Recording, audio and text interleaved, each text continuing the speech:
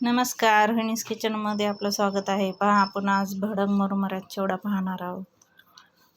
मुरमुरे छान निवडून चाळून घेतलेले, शेंगदाणे आपलून छान असे तळून घ्यायचे खमंग ह्याच्यावर.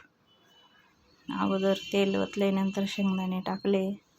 शेंगदाणे छान असे तळलेले राहिले का मग खायला पण चिवडा भारी लागतो, एकदम कुरकुरीत.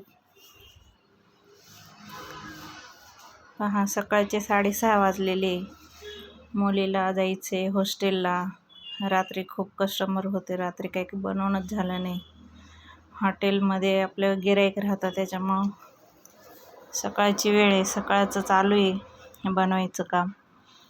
कारण तिला तिथं खायला बाहेर कसं व्यवस्थित नाही भेटत. आपलं थोडंसं जवळचं राहिलं तर खाता येतं. पहा, छान असे आपले शेंगदाणे तयार आहेत तळून. नंतर कढीपत्ता तळून घ्यायचा. कढीपत्ता तळून झाला का आपला, मग कोथिंबीर घ्यायची तळून. साधाच बनवला आहे, कारण त्रास पण होत नाही, काही नाही. एकदम साधा सिंपल. मी काही त्याच्यात मसाले वगैरे जास्त काही घातलेले नाही आहे. नेमके सकाळी घाईघाईमध्ये मी खोबरं आणि डाळ विसरले घालायला. पण असा पण छान लागतो आहे खायला, टेस्ट वगैरे एकदम छान झालेली आहे. पहा, आपली कोथिंबीर पण तळून झालेली आहे. जिरे मोहरी फोडणीमध्ये घातले आणि ते छान असे तडतडले का त्याच्यामध्ये हळद, थोडंसं काश्मीरी लाल तिखट आणि आपली साधी लाल चटणी असं तिखट घातलेले आणि छान असं मीठ पण चवीनुसार घालायचं तेलामध्येच आणि छान मसाला असा परतून घ्यायचा.